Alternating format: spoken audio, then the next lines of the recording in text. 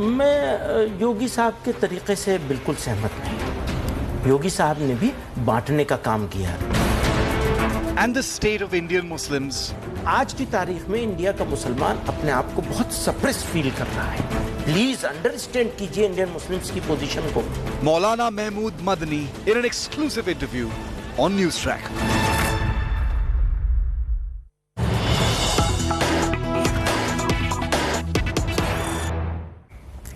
Hello and welcome.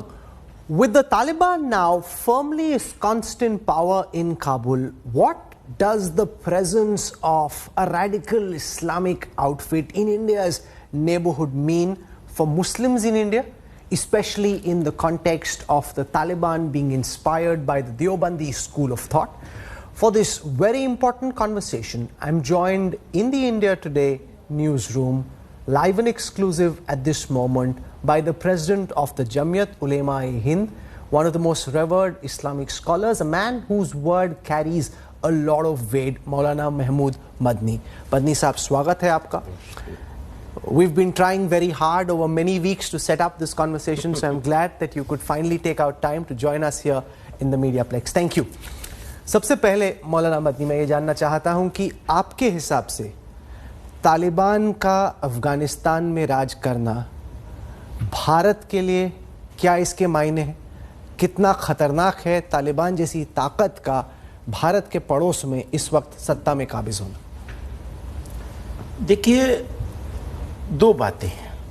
एक तो India और अफगानिस्तान, इसका एक हिस्टोरिकल और कल्चर, एक लंबा इतिहास है, बल्कि इतिहास से परे भी शायद चला जाए अगर देखा जाए तो। किसी के इस तरह आ जाने से मुझे बिल्कुल नहीं लगता कि उस रिलेशनशिप पर कोई ऐसा असर पड़ेगा जिसको हम वो माने कि इससे इंडिया का कोई नुकसान हो जाएगा। मुझे बिल्कुल ऐसा नहीं लगता है। जी हाँ। कैसे डील करना चाहिए, क्योंकि बड़ा सवाल नई दिल्ली के लिए, दुनिया की तमाम राजधानियों के लिए है कि क्या तालिबान की नई सरकार को, अगर उसे सरकार कहा जा सकता है, रिकग्निशन दी जाए, क्या उनके साथ इंटरेक्शन हो बाकायदा जैसे कि कोई एक साधारण सरकार हो, या फिर इनसे दूर रहा जाए, क्योंकि आखिरकार हैं तो ये आतंकवादी संगठन जो कि अब इस वक्त काबुल में सत्ता में काबिज है। देखिए, इस सवाल के पीछे बहुत सारे सवाल आते हैं और एकदम सटीक सीधे सीधे जवाब इसका मिलना, और इतने सारे सवालों का एक जवाब में सवाल मिलना, ये काफ़ी मुश्किल है। फिर भी मैं कोशिश करता हूँ, क्योंकि मैंने एक आदत और सोच बनाई हुई है कि आँख में आँख डाल के बात होनी चाहिए, आँख चुरा के बात नहीं होनी चाहिए। और ख़ासतौर से मेरे जैसे आदमी के लिए, जिस जमीयत उलमाए हिंद जिस बैकग्राउंड से 100 साल पुरानी ऑर्गेनाइजेशन ने ताल्लुक़ रखती है, ये वो ऑर्गेनाइजेशन है जिसके निर्माताओं ने, बनाने वालों ने, फाउंडर्स ने अफ़गानिस्तान में सरकार बनाई थी, और अफ़गानिस्तान में बनाई जाने वाली सरकार में राजा महेंद्र प्रताप को प्रेसिडेंट बनवाया था। तो एक सोच लेके हम बैठे हुए हैं, जिस सोच में कंट्री, इंडिया, नेशन, हमारा राष्ट्र, वो बड़ी इंपॉर्टेंट नहीं बल्कि सबसे इंपॉर्टेंट जगह पे बैठा हुआ है। तो मुझे बहुत साफ तौर पर अगर मैं ये देखता हूं तो मुझे ऐसा लगता है कि गवर्नमेंट ऑफ इंडिया जो एफर्ट कर रही है, वो एफर्ट्स उनको जारी रखने चाहिए, नंबर 1। नंबर 2, अगर अपॉर्चुनिटी मिल जाती है इंडिया को अफगानिस्तान के साथ सही रिलेशनशिप रखने की, और अफगानिस्तान में इंडिया ने जो एफर्ट किए हैं पिछले 15 सालों में, 20 सालों में, वो एफर्ट अचानक तो नहीं किए हैं। अमेरिका ने तो अचानक किए जो कुछ किए, इंडिया ने तो सदियों पुराने रिलेशनशिप को डेवलप करने की एक कोशिश की है। तो इंडिया को अगर वो अपॉर्चुनिटी मिलती है तो उसे हरगिज मिस नहीं करना चाहिए, ये एक बात है। तो सब सवालों का एक जवाब तो यही है कि हमें हरगिज़ मिस नहीं करना चाहिए, कोई अपॉर्चुनिटी मिस नहीं करनी चाहिए और कोशिशें जारी रखनी चाहिए। एक बड़ा सवाल जो मेरे जहन में है और जो तमाम लोग इस वक्त आपको इंडिया टुडे आज तक पर देख रहे हैं उनके जहन में है, वो ये कि ऐसा कहा जाता है कि तालिबान की जो शुरुआत है, जो उसकी सोच है, वो देवबंद स्कूल ऑफ थॉट से निकल के आती है। आप देवबंद से आते हैं। ऐसा क्यों है कि दुनिया भर में यह धारणा है कि तो देवबंद की असल सोच है वही तालिबानी सोच है?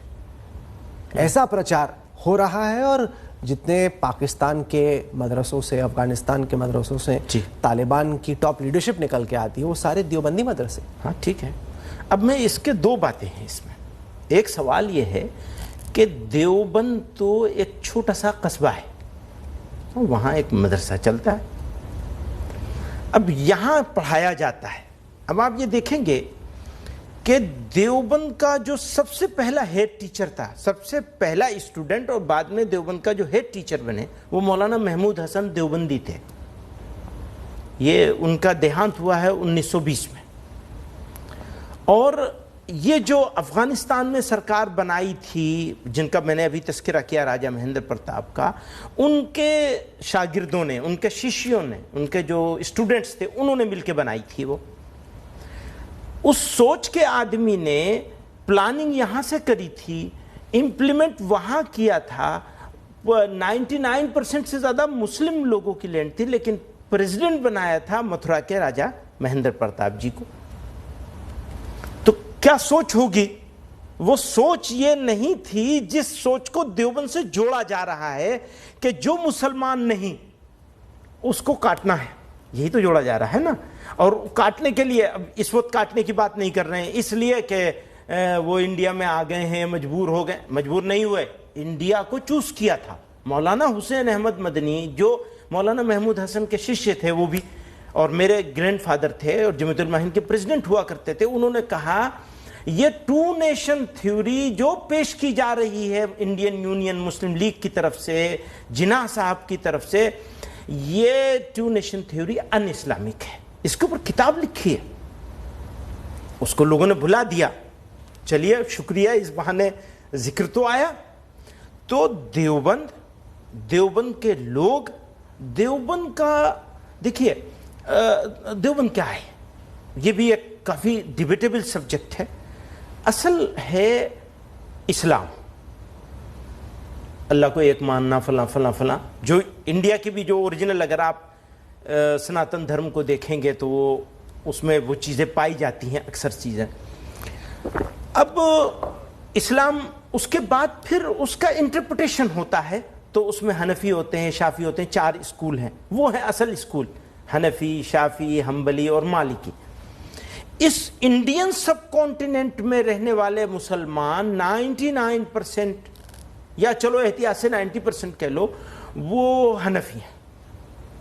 तो देवबंद में और इंडिया में जो मुसलमान रहते हैं, साउथ इंडिया के मुसलमानों को छोड़कर, वो जो केरला वगैरह के मुसलमान हैं, वो हनफी नहीं हैं, वो शाफी हैं।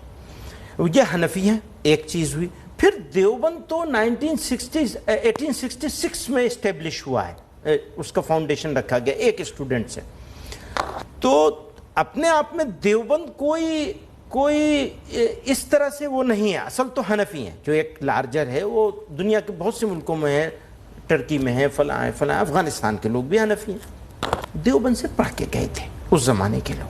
वो मौलाना महमूद हसन के जो स्टूडेंट्स थे वो देवबंद के पढ़े हुए थे, इसलिए वो अपने आप को देवबंद से, स्कूल के एक अटैचमेंट होता है ना किसी स्कूल से जहाँ पढ़े हुए होते हैं, वो एक तरह का अटैचमेंट है। बस इतनी सी बात है। पर देवबंद में क्या सिखाया जाता है? तो अगर वो देवबंद में ये सिखाया गया होता, तो जब इस्लाम के नाम पर एक स्टेट बनाई जा रही थी, तो देवबंद सबसे पहले उसकी हिमायत में खड़ा होता। क्योंकि इत्तेफाक की बात यह है कि मैं अभी वीकेंड पे प्रयागराज जा रहा था, फ्लाइट में मेरे बगल में आरिफ मोहम्मद खान साहब बैठे थे, जो कि देवबंद के बहुत ही पुराने विरोधी रहे हैं। तमाम उन्होंने आर्टिकल्स लिखी हैं, किताबें लिखी, उन्होंने अपनी कुछ किताबें भी दी, आर्टिकल्स भी दी, जो मैंने फिर पढ़े।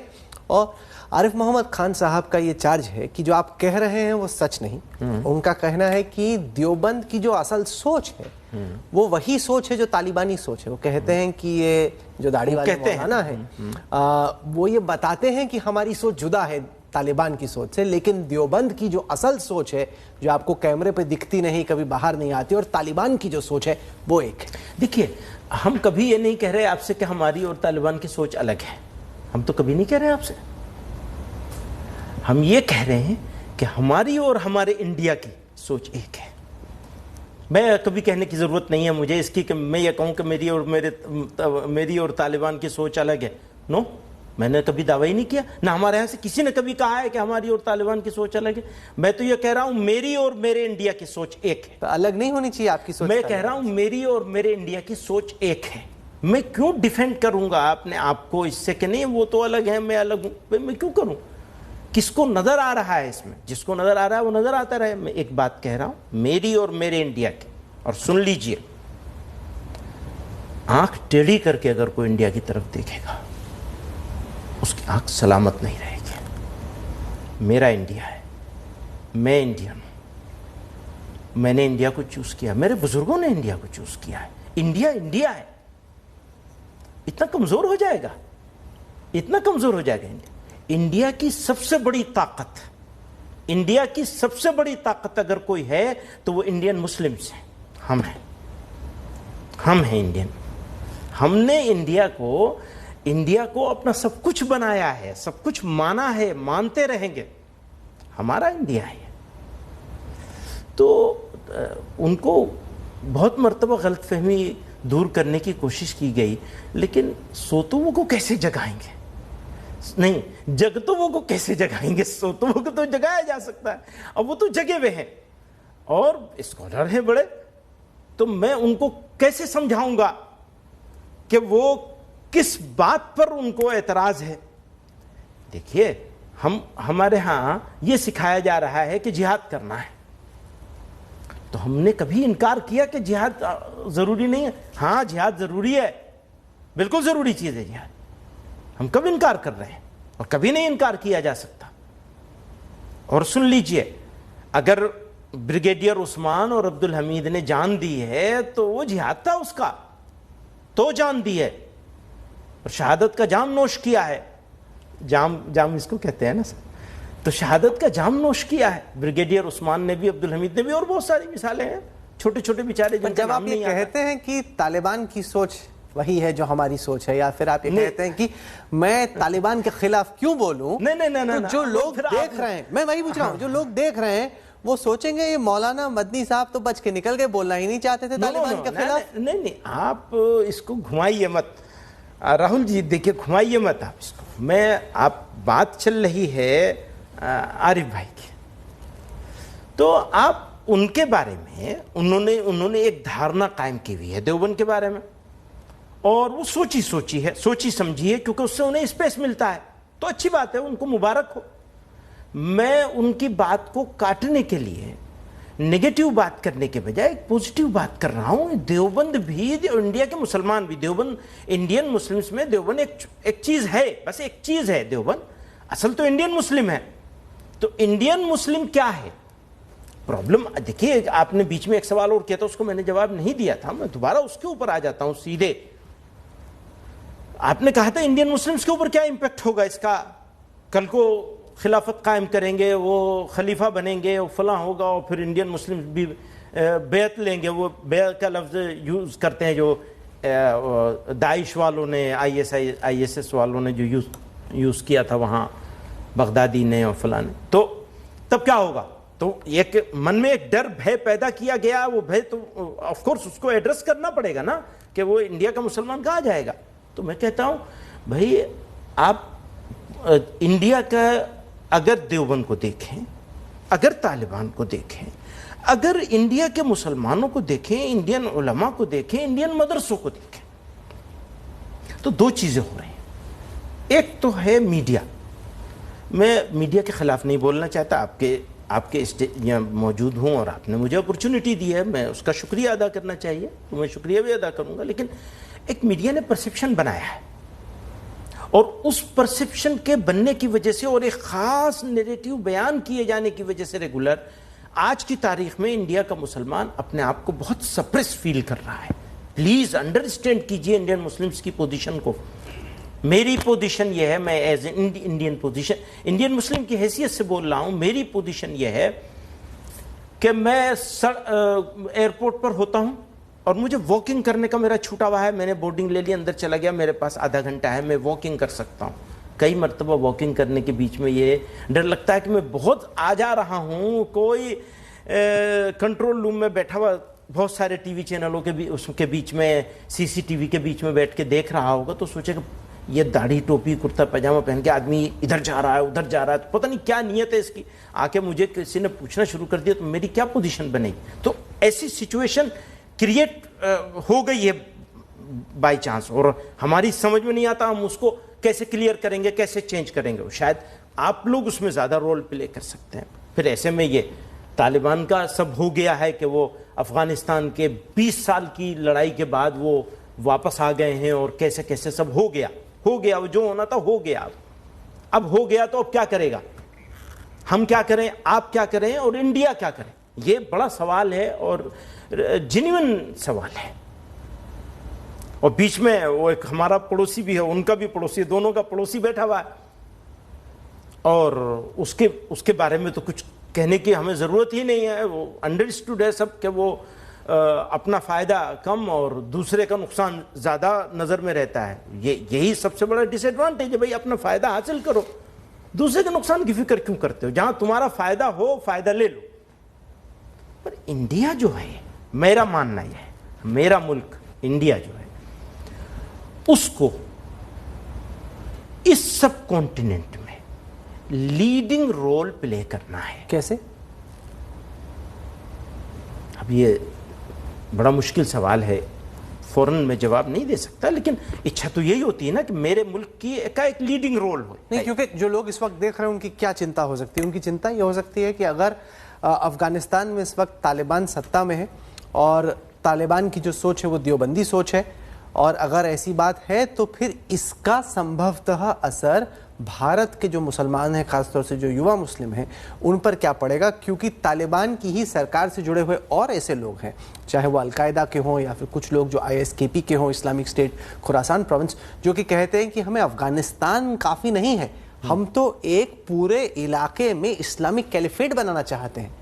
क्या आपको लगता है कि उसका कुछ ब्लोबैक यहाँ हिंदुस्तान पर भी हो सकता है?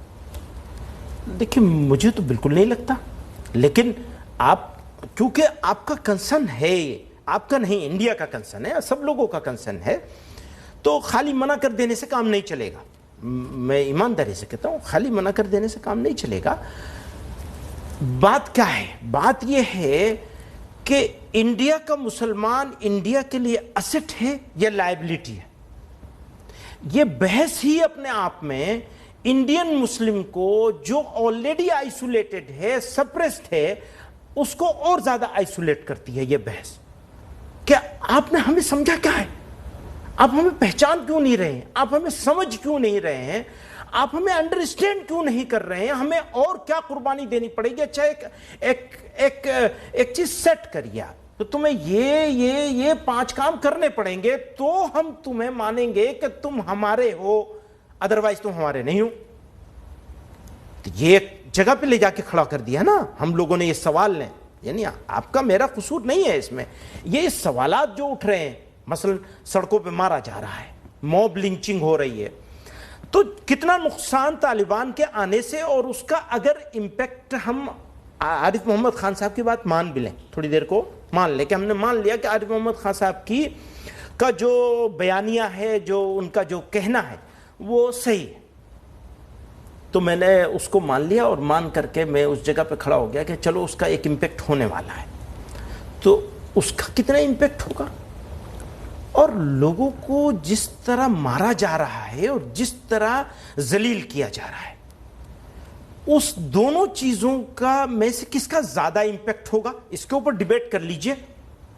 और मेरे साथ करने की जरूरत नहीं, बहुत सारे लोग आपके पास ऐसे हैं रीजनेबल, समझदार, जो नॉन पॉलिटिकल है। पॉलिटिक्स तो जरा अलग चीज है, कि हम ऐसा समझते हैं पॉलिटिक्स के लिए ये सब किया जा रहा है, तो उसमें जो चीज़ सूट करती है वो बोली जाएगी, गाली बकी जाएगी, वो उनको बड़ों को गाली बकी जाएगी, उनको ट्रेटर साबित किया जाएगा। इस मुल्क में अगर मिनिमम 11 करोड़ भी लोग हैं, आपने उनको सबको एक खाने में खड़ा कर दिया, ट्रेटर साबित कर दिया, तो आप इंडिया के साथ भला कर रहे हैं या बुरा कर रहे हैं? देवबंद ने तो चलो बुरा कर लिया है, वो तालिबानी सोच के थोड़ी देर को मान लिया जाए, जिसको मैं कभी मानने को तैयार नहीं हूं, लेकिन मान लिया जाए। तो आप ये बताइए कि आप कर क्या रहे हैं? इस सवाल ही को मुझे ऑब्जेक्शन इस सवाल ही पर है। यहां ये सवाल आया कैसे? हमने दुनिया की पहली इस्लामिक स्टेट बनने जा रही थी पाकिस्तान की शक्ल में, हमने उसको सोच समझ करके विरोध किया, और सुनिए दूसरे भी मुस्लिम लीडर्स ने किया होगा, लेकिन जमीयत उलमाए हिंद ने, देवबंद के उस जमाने के हेड टीचर मौलाना हुसैन अहमद मदनी ने इसको अपोज किया है, इस्लाम की बुनियाद पे कहा ये 2 nation theory un Islamic theory है। तो ये अज्ञानता, इससे थोड़ा दूर जाना चाहिए, थोड़ा बाहर निकलना चाहिए, और हमें ये देखना चाहिए कि हम क्या अच्छा कर रहे हैं और क्या बुरा कर रहे हैं। क्योंकि आपने आरिफ मोहम्मद खान का जिक्र किया, उनका जो मैंने जिक्र किया, लेकिन उसके जवाब में आपने कहा, तो उनका जो लेख है silence of the Deobandi lambs, जिसमें कुल मिला के वो जो बात कह रहे हैं, जो बात वो कर रहे हैं, वो ये कि देवबंद दिखाता कुछ है, कहता कुछ है, अंदर खेमे में करता कुछ है। कि जब जैसे फ़र्ज़ कीजिए मैं जब देवबंद गया था तो हम लोगों को तमाम जो चीज़ें दिखाई गई, उसमें कंप्यूटर की पढ़ाई भी दिखाई गई, अंग्रेज़ी की तालीम भी पढ़ाई गई, लाइब्रेरी में भी लेके गए, जहाँ तमाम तरह की किताबें थी जो कि केवल इस्लामिक सोच या कट्टर सोच से जुड़ी हुई नहीं थी। लेकिन आरिफ मोहम्मद खान, मैं फ़्लाइट का जिक्र कर रहा था, तो वो कह रहे थे कि ये देखिए, ये दिखाने का है, करने का कुछ और है। तो इसी को लेकर आपने कहा ये चिंता कहाँ से आती है, क्यों आती है? सवाल इस कॉन्टेक्स्ट में 75 साल हो गए आज़ादी के बाद से, आज़ादी के पहले का मैंने जिक्र कर दिया। अब मैं आपको बताऊं, अभी कश्मीर का मामला हुआ था,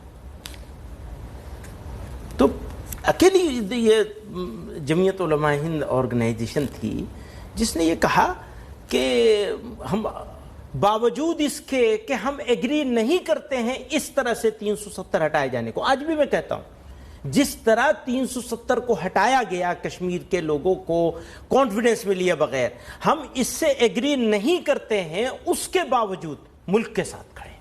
अभी अभी की बात है, ज्यादा पुरानी नहीं हुई, 2 साल हुए हैं। हमें तो आइसोलेट करके डाला गया है ना, इस वक्त आइसोलेशन से गुजर रहा है इंडिया का मुसलमान, और अपनी पूरे 100 साल नहीं और जितने 100 साल की जिंदगी हो, ऐसा आइसोलेशन मुसलमानों के साथ कभी नहीं हुआ होगा जैसा इस वक्त है। और जिस तरह के फीलिंग्स से मुसलमान गुजर रहे हैं, और वो फीलिंग आप क्या समझते हैं कि मेरे पास नहीं होगी? मेरे पास उससे ज्यादा फीलिंग है जिस फीलिंग से मेरा जवान गुजर रहा है। प्लीज अंडरस्टैंड कीजिए, आरिफ मोहम्मद खान साहब का एक एजेंडा है, उनको एक चीज़ हासिल करनी है, वो ठीक है, वो उस स्टैंड पर है, मुझे उसमें कोई एतराज़ नहीं है, वो बड़े आदमी हैं, हम तो छोटे से लोग हैं। कुछ महीने में उत्तर प्रदेश में असेंबली इलेक्शन होने वाला है। उससे पहले हम देख रहे हैं कि तमाम तरह की बयानबाजी एक बार फिर से शुरू हो गई है। अब्बा जान से लेके, चचा जान से लेके, अम्मी जान से लेके, भाई जान से लेके, तमाम तरह के आरोप प्रत्यारोप लग रहे हैं। आपको क्या लग रहा है कि उत्तर प्रदेश के आने वाले चुनाव में जो माहौल बनने वाला है उसको लेकर, और जो जिस तरह की कैंपेनिंग हो रही है उस पर आप क्या सोच रहे हैं? देखिए, वो जो कैंपेनिंग हो रही है, मैं उसको न कह करके एक ही बात कहना चाहता हूं। जो लोग सबसे ज्यादा राष्ट्रवाद की बात करते हैं, जो लोग सबसे ज्यादा राष्ट्र निर्माण की बात करते हैं, वही लोग अपने पॉलिटिकल फायदे के लिए मुद्दों को पर बहस करने के बजाय, जिन मुद्दों पर बहस करने के बजाय कम्युनिटीज को बांटकर, एलिनिएट करके, फला करके पॉलिटिकल फायदा उठाने की बात करते हैं। तो मेरी समझ में नहीं आता कि राष्ट्र के साथ विश्वासघात करने का तरीका क्या होगा, कौन से तरीके होंगे जिनसे यह पता चले कि विश्वासघात किसे कहते हैं। सेट कर लीजिए कि किन किन चीजों को विश्वासघात कहा जाएगा। अगर मुल्क में बसने वाले लोगों को इस तरह से बांट दिया जाएगा तो ये राष्ट्र के साथ क्या विश्वासघात की श्रेणी में नहीं आता है? पता नहीं, मैं उसको बहुत ज़्यादा पॉलिटिकल आदमी नहीं हूँ, मैंने पॉलिटिक्स करी है, लेकिन अभी इस नतीजे पे हूँ कि भैया अपने दूसरे काम कर लें, इससे दूर। क्या आपको लगता है कि चुनाव विकास के नाम पे लड़ा जाएगा, या आपको आशंका है या ये हिंदू मुसलमान के नाम पे लड़ा जाएगा चुनाव? लड़ा तो जाना चाहिए विकास ही के नाम पे, लेकिन लड़ते लड़ते कहाँ पहुँच जाएगा ये कुछ पता नहीं है। अभी तक तो ऐसा ही है कि विकास मुद्दे के तौर पे कहीं कहीं सुनाई तो ज़रूर देता है, लेकिन लड़ाई जब होती है तो वो बेचारा मुसलमान ही बचा है। आसान होता है ना, आसान होता है ना, मुद्दे बाकी मुद्दों के ऊपर बहस करेंगे तो बताना पड़ेगा ना कि बेरोजगार कितने हैं, तो बेरोजगारी की नए रोजगार जनरेट करने के बजाय रोजगार छूट कितने रहे, फलाएं फलाएं। मैं चूँकि पॉलिटिकल आदमी नहीं हूँ, दिमाग उस पर ज़्यादा नहीं चलता है। तमाम जो पुराने नेता हैं वो तो हैं ही, सपा, बसपा, बीजेपी, कांग्रेस, इन सब के बीच में असदुद्दीन ओवैसी आ गए। अपने आप को मुसलमानों का, खासतौर से युवा मुसलमानों का मसीहा बताते हैं। आपके हिसाब से जो AIMIM है उसका आने वाले चुनाव में मौलाना मदनी क्या असर पड़ने वाला है? देखिए, जैसे सब लोगों की अपनी अपनी इच्छाएं होती हैं और एक रोल है डेमोक्रेसी में, हर सोसाइटी का भी अपना अपना रोल है। किसी ने कोई पार्टी बनाई हुई है, किसी ने कोई बनाई हुई है, कुछ पार्टियां पुरानी हैं, कुछ नई हैं, तो ओवैसी साहब ने भी अपनी एक पार्टी बनाई हुई है और इस लिहाज से अगर देखा जाए तो कोई बुराई नहीं है। हर एक आदमी को जोर आजमाई का मौका होना चाहिए, वो मौका उनको भी हासिल है और वो कर रहे हैं अपने लिए। फायदा कितना होगा उसका, उनको कितना फायदा होगा और दूसरों को कितना नुकसान होगा, ये क्या दूसरों को कितना फायदा होगा उनसे? हाँ, फायदा भी हो सकता है। ऑफ कोर्स, आप जो जिस तरफ मेरा जहन नहीं था उस तरफ आप ले जा रहे हैं इस जहन को, तो ये तो पॉलिटिक्स है, इसमें होता है। फायदा भी हो सकता है, नुकसान भी हो सकता है, उनका खुद का फायदा भी हो सकता है, किसी का नुकसान भी हो सकता है और किसी का फायदा भी हो सकता है। ऑफ कोर्स ये होगा। क्या आपको लगता है वो जगह बना पाएंगे अपनी उत्तर प्रदेश की राजनीति में? क्या इस तरह की, जो कि केवल एक पार्टी अपने आप को मुसलमानों की पार्टी बताती है या युवा मुसलमानों की बात रखने वाली पार्टी बताती है, क्या अच्छा, कोई तो पार्टी होनी चाहिए जो किसी की गरीब की कमजोर की बात रखे। देखिए, ये जो फीलिंग ऑफ सेपरेशन है, फीलिंग ऑफ एलिनिएशन है, अगर इसको दूर करने के लिए कोई पार्टी खड़ी है और वो डेमोक्रेटिक सिस्टम में है, तो चाहे मैं उससे सहमत ना हूं, मैं बिल्कुल सहमत नहीं हूं, लेकिन सहमत ओवैसी साहब से सहमत नहीं है, फिर वही बात है। आप मेरे मुंह से वो बात मत कहलवाइए प्लीज। मैं कह रहा हूं किसी भी पॉलिटिकल पार्टी के वजूद से सहमत होना पड़ेगा, क्योंकि डेमोक्रेसी ने एक मौका दिया है। और एक बात और है, अगर किसी को एलिनिएट किया जा रहा हो और उसमें उसकी एक आवाज बनकर, तो ये भी अपने आप में बड़ी खिदमत है। बावजूद इसके कि मैं किसी भी इस तरह की पॉलिटिकल पार्टी के साथ बहुत ज़्यादा सहमत नहीं हूं, अगर सहमत बहुत ज़्यादा होता तो मैं उनकी पार्टी में ही चला जाता, ज्वाइन कर लेता और कहता कि भाई हम भी तुम्हारे साथ काम करेंगे, वर्कर के तौर पे काम करेंगे। तो असहमति के बावजूद इसके मौजूद रहने से मुल्क में कई फायदे भी हैं ना। तो लोगों को कोई तो आवाज़ मिल रही है, आप उसको आवाज़ को मत दबाइए, चलने दीजिए जो चल रहा है, इससे फायदा भी है। बहुत सारे नुकसान हो रहे हैं, जैसे मेरी अपनी खुद की फीलिंग है, मैंने अभी आपको कई वाक़े में सुनाई है, मैंने अपनी फीलिंग और अपने एहसासात कि किस तरह लोगों को सड़क पे वो हो रहा है, सब बार बार कहने की ज़रूरत नहीं है उसको आपके सामने, आप तो समझदार आदमी हैं। तो लेकिन ये कि वो एक आवाज़ है तो रहनी चाहिए, ठीक है, वो नहीं हो तो कोई और होनी चाहिए। इसका उलट ये है कि जितना ओवैसी साहब अपनी शेरवानी में घूमेंगे उतना ही फायदा बीजेपी को मिलेगा, उतना ही समाज पोलराइज होगा। जो आप कह रहे थे कि समाज को जोड़ने की बात, इससे तो एकदम जुदा होगा उतना और ये हिंदू मुसलमान होता जाएगा चुनाव, उतना बीजेपी को तो फायदा है। आप क्या इस बात से सहमत हैं?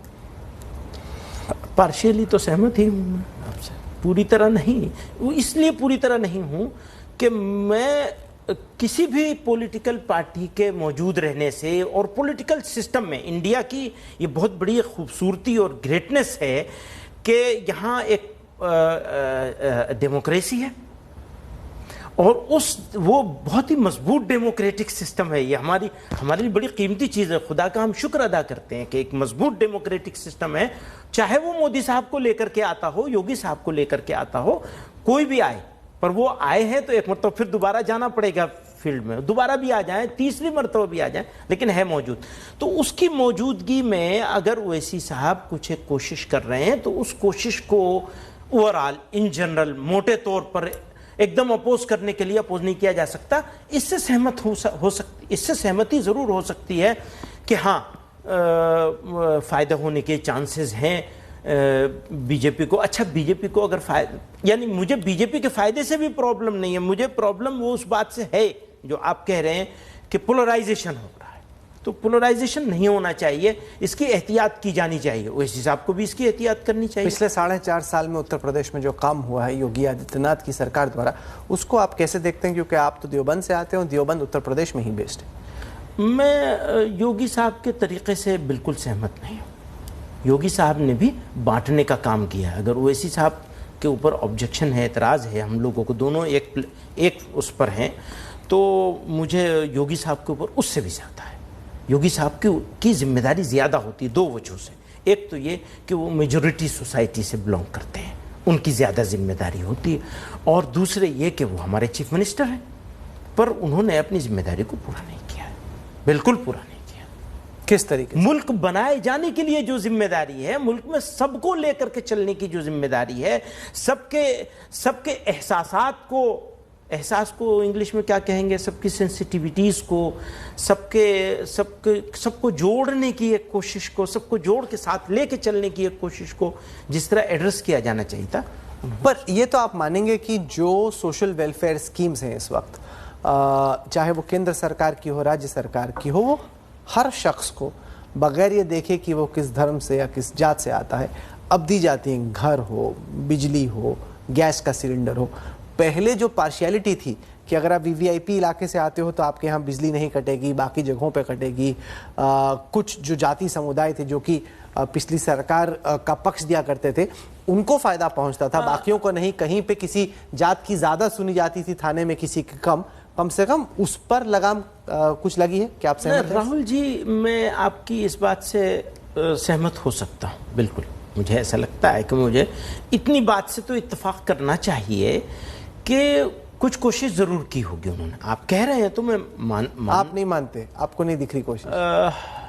इस तरह से कोशिश नहीं दिख रही है कि सबको जोड़ने की कोशिश की गई है, इस तरह से नहीं दिख रही है। लेकिन ठीक है, वो आप कह रहे हैं और कुछ ज़रूर हुआ होगा तभी आप कह रहे हैं, वरना आप कहते क्यों? तो इसको माना भी जा सकता है। मैं उनका किसी का भी घोर विरोधी नहीं हूँ। और कुल मिला के केंद्र की सरकार जिस तरह से चल रही है पिछले 7 साल में, 7.5 साल में, उसको आप कैसे देख रहे हैं? मैंने कहा ना कि मुल्क में ऐसा माहौल बन रहा है। जुनैद को मारा गया, 5 साल हो गए हैं। केंद्र में भी सरकार उसी पार्टी की है, जिनके चीफ मिनिस्टर, प्राइम मिनिस्टर साहब ने ये कहा था कि भाई तुम्हारा दिल नहीं भरता तो मुझे ही मार दो आकर के। गांधी आश्रम से कही थी ये बात, अहमदाबाद साबरमती से। तो उनकी सरकार है, और हरियाणा में भी उनकी सरकार है। 5 साल हो गए। ये एक एग्जाम्पल दे रहा हूँ। पिछले 1 महीने में 24 इंसिडेंट हुए हैं राहुल जी, सिर्फ 1 महीने में। इस छोटे से इलाके में, पूरे मुल्क की बात नहीं कर रहा हूँ, 24 इंसिडेंट है जो लिस्टेड हैं मेरे पास। उसका एक रिकॉर्ड मौजूद है। अखबार की बात नहीं कर रहा हूँ, मीडिया की बात नहीं कर रहा हूँ, बिल्कुल रिकॉर्ड मौजूद है। आप कहेंगे तो मैं पेश करूंगा चैलेंज के साथ। तो अब बताइए, अच्छा होने का क्या? मैं कैसे, कम से कम मैं तो उस एंगल से ज़रूर देखूंगा जहां मैं सफोकेशन फील करता हूं। मैं उस एंगल से मैं तो ज़रूर देखूंगा। मैं बिल्कुल सहमत नहीं हूं इस बात से, बिल्कुल सहमत नहीं। बहुत सारे अच्छे काम किए होंगे और किए और उनको अप्रिशिएट किया जाना चाहिए। ये बात बिल्कुल कही जा सकती है। लेकिन अगर आप मुझसे पूछेंगे तो मेरे सामने तो सबसे बड़ा कंसर्न वो आज आके खड़ा हो जाता है ना, कि मैं समझता हूँ कि मेरे देश की सबसे बड़ी ताकत मुसलमान है। माफ़ करिएगा, ये तो इससे तो किसी को एतराज़ भी हो सकता है कि नहीं, सबसे बड़ी हम हैं, होंगे वो भी होंगे। मैं अपने हिसाब से देखता हूँ, इंडिया का मुसलमान इंडिया की सबसे बड़ी फोर्स है, सबसे बड़ी ताकत है। उसको आप कमज़ोरी मत बनाइए इंडिया की। मैं असेट हूँ इंडिया के लिए, मुझे लायबिलिटी मत बनाइए, प्लीज़ मत बनाइए। मुझसे तालिबान का सवाल मत कीजिए, मुझसे सवाल कीजिए, और बहुत सारे सवाल हैं मुझसे करने के, वो सवाल कीजिए। चलिए मौलाना मदनी साहब, आप जुड़े हमारे साथ, तमाम बातें आपने रखी। आप जो कहते हैं उसका बहुत वजन है, और हमारी उम्मीद है कि दर्शकों ने वजन तो सर आपका है, नहीं आपने वजन आपका है, हम तो बेवजन लोग हैं, आपने वजन। ऐसा कतई नहीं है। हमारी उम्मीद यह है कि जिन लोगों ने आपको सुना वो खुद ये तय करेंगे कि आप क्या कहना चाह रहे हैं सीधे तौर पे, और क्या आप इशारों में बात कर रहे हैं। Maulana Mahmood Madani, thank you so much. बहुत बहुत शुक्रिया, आपने मौका दिया, मैं इसके लिए शुक्रगुजार। बहुत बहुत शुक्रिया इस बड़े प्लेटफॉर्म पे। Thank you. So that was Maulana Mahmood Madni talking about how the Deoband views the presence of the Taliban in power in Kabul and what this could potentially mean for Indian Muslims. I hope you enjoyed this conversation. More on the other side. Stay with us. You're watching the News Track.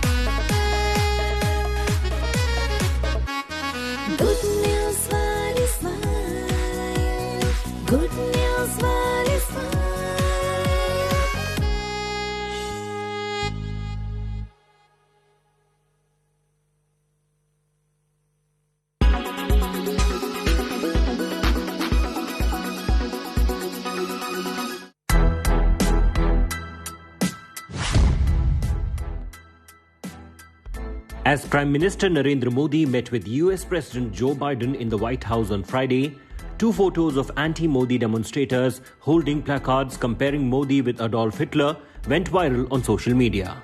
Multiple Twitter and Facebook users have posted these images with the claim that anti-Modi protests were held in the US during Modi's visit.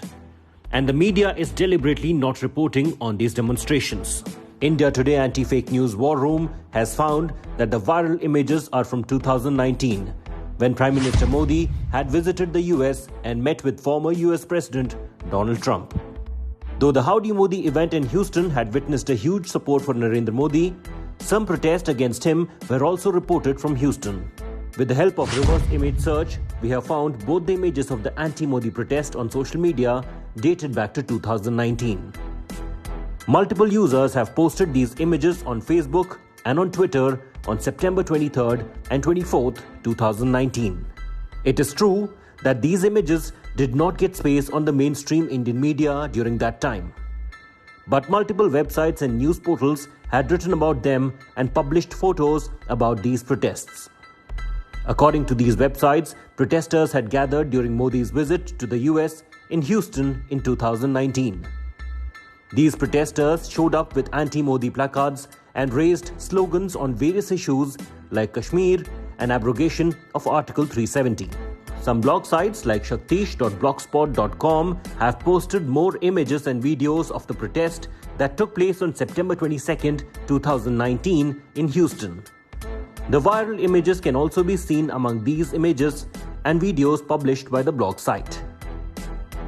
As per an Al Jazeera report, during Prime Minister Modi's 2021 visit, dozens of Indian Americans had gathered at Lafayette Square, the park in front of the White House, to protest against the visit. But the viral pictures showing anti-Modi posters are from 2019 and not related to Modi's recent US visit. In recent years, Afghanistan is synonymous with conflict, with instability, crippling poverty and also opium production. That said, the country, which was heavily dependent on remittances and also international aid before Kabul fell to the Taliban, did make some progress on various parameters after the 2001 US takeover. Now, according to IMF estimates in June, Afghanistan's GDP was on course to actually grow by 2.7% in 2021. That was, of course, before all that happened. According to the World Bank, the country received remittances worth $789 million in 2020, accounting for 4% of its overall GDP. Data shows that Afghanistan's GDP has grown nearly threefold since 2001. According to the World Bank, the estimated size of Afghanistan's economy was $21 billion in 2020. The period between 2002 and 2012, 10 years, was of rapid economic growth, with per capita rising by almost 100%. Afghan growth was mostly fueled by generous development assistance from the United States as well as its allies.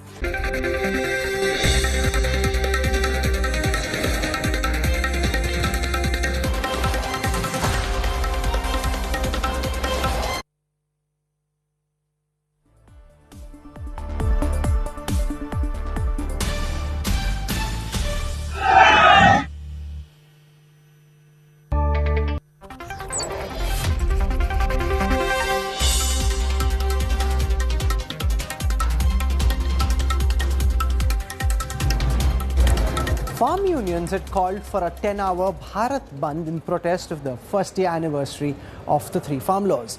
With farmers blocking highways, there were mile-long traffic jams at all key entry points into the capital. Sporadic incidents of violence were also reported.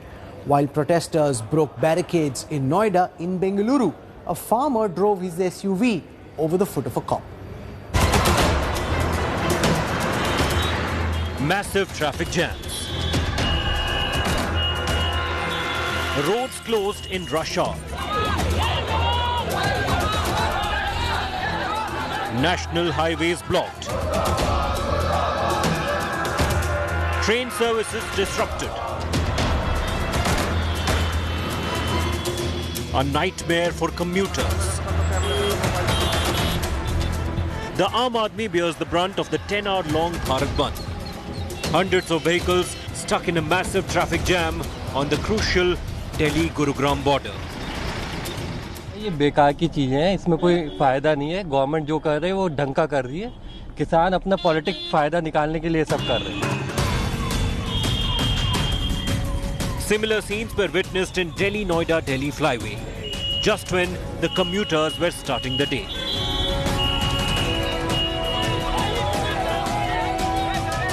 If that was not enough, the protest took the wrong turn at various protest sites. In Uttar Pradesh's Noida, hundreds of agitating farmers clashed with the police, breaking barricades.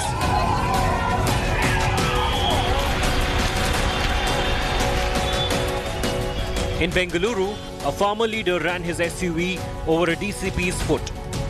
Fortunately, the DCP was unharmed. In Patna, protesters threatened bus and auto rickshaw drivers with lathis for defying the Bandh call. But agitating farmers, marking 1 year of 3 contentious farm laws, defended the 10-hour pan-India blockade. देश में lockdown हो गया तो उस time पे भी था। ये तो स्कूल कहाँ खुल रहे हैं, यहाँ तो शराब के ठेके तो खुलते हैं, स्कूल तो बंद है। बच्चों की पढ़ाई बर्बाद होगी पिछले 2 साल से। जनता को उस पर भी आवाज उठानी चाहिए। जो लोग दफ्तर जा रहे हैं वो भी नाराज होंगे कि देखिए हमारा रास्ता बंद कर दिया। वे नाराज नहीं होते, वो तो खुश होते हैं कि एक दिन की छुट्टी मिलेगी। During the shutdown, Delhi's Ghazipur border, home to hundreds of protesting farmers for months, was completely closed. आज भारत बंद का आह्वान इन्होंने किया ये है कि तीनों जो कृषि कानून हैं और एमएसपी के लिए गारंटी कानून बने, तीनों कृषि कानूनों को वापस सरकार ले। पिछले 10 महीने से चाहे जाड़ा हो, गर्मी हो, बरसात हो, उन तमाम जगहों पर ये सारे किसान बैठे हुए हैं। मांग तो हमारी है 3 काले कानून है, ये वापस लो, एमएसपी का गारंटी दो ये सरकार, और जब आगे की रणनीति जब इसमें कानून बनावे, जब किसानों की सलाह लेवे। इतना अच्छा नहीं, इतना कानून वापस नहीं ले, हम भी घर वापस नहीं जा। क्या 10 साल हो जाओ हमें। Bharat Bandh was most effective in Punjab and Haryana. National highways, state highways and link road tracks were choked by protesters. Farmers have blocked this highway on both the sides. Not even a single vehicle is being allowed. Those allowed include the patients and the ambulances. The farmers say that they've been demanding repeal of the 3 contentious farm laws from last 10 months, but the union government has not done anything. From West Bengal to Andhra Pradesh to Punjab and Haryana, protesting farmers sat on railway tracks, bringing train services to halt. In Jaipur, protesters, including women, took out a tractor rally. The Bandh was, however, not that much effective in areas like Jammu. The Bharat Bandh call is not having any major impact here in Jammu city. You can see that traffic is going on normally on roads and business establishments are open, shops are open. So here in Jammu, life is normal and the Bharat Bandh call hasn't got any response here in Jammu city. 1 year down the line, still no end to the stalemate of the farm laws.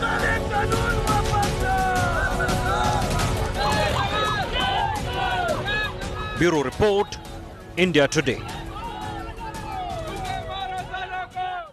This is where I wrap up the news track tonight. I look forward to seeing you 8 p.m. tomorrow evening. Till then, from all of us here in the India Today Mediaplex, goodbye, good night. I'll see you tomorrow at 8.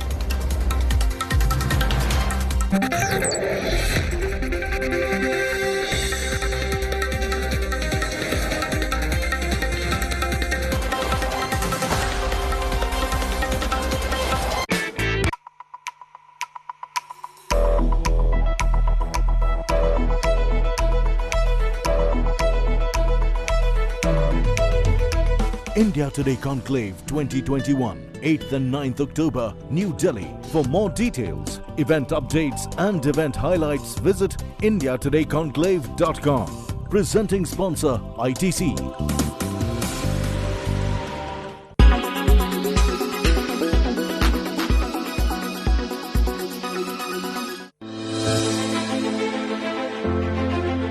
The government has introduced some key changes in the rules of labor law, and these rules are going to directly impact the hours that you work on a daily basis and the salary that you take home. So come October 1st, the hours that you work in the day are going to change from 9 hours to a maximum of 12 hours. These are as per the new draft rules introduced for the labor laws. And any extra time done over and above 15 minutes up to 30 minutes will be counted as a 30-minute overtime.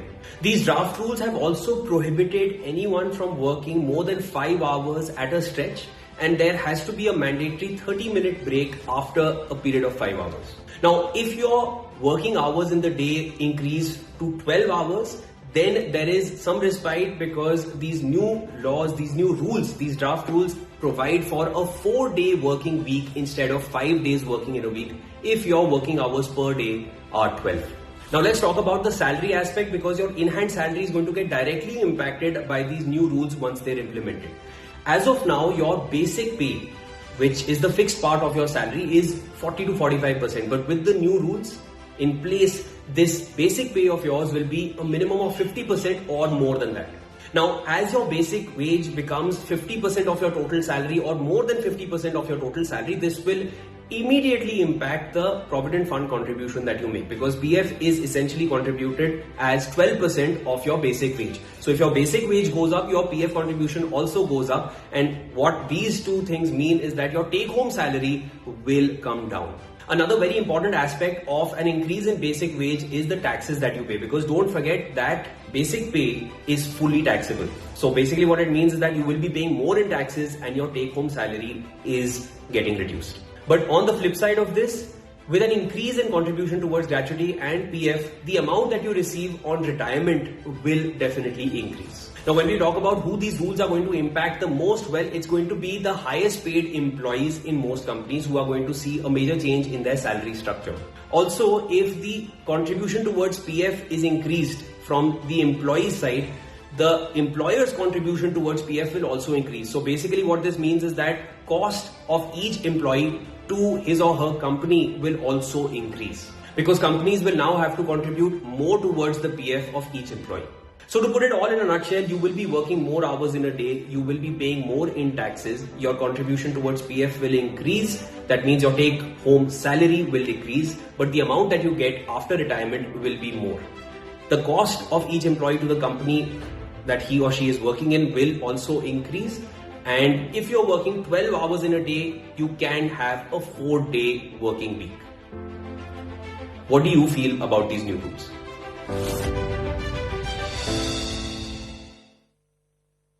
Indian cricket fans on social media went into panic mode after Virat Kohli decided to step down as India's T20 captain once the T20 World Cup was over. Now, it's scheduled to be held in UAE later this year. However, the star batsman confirmed that he will continue to lead India in the Test and the ODI matches. Now, here's a quick look at the major records created by the milestone man, Virat Kohli himself. Virat Kohli became the first cricketer to score 3,000 runs in T20 internationals during the second match of a 5 T20 series against England at the Narendra Modi Stadium in Ahmedabad in March 2021. He reached this milestone in the 87th match in the shortest format. Virat Kohli is the only Indian batsman who got 911 rating points in the ICC ODI ranking. Before him, Sachin Tendulkar got the best rating of 887 back in 1998. He became the only captain to score 6 double hundreds. He even surpassed cricketing legend Brian Lara, who had 5 double centuries as a Test captain. Virat Kohli is the only captain to have scored the most ODI runs in the calendar year. He scored 1,460 runs in 2017 and beat the former Australian skipper Ricky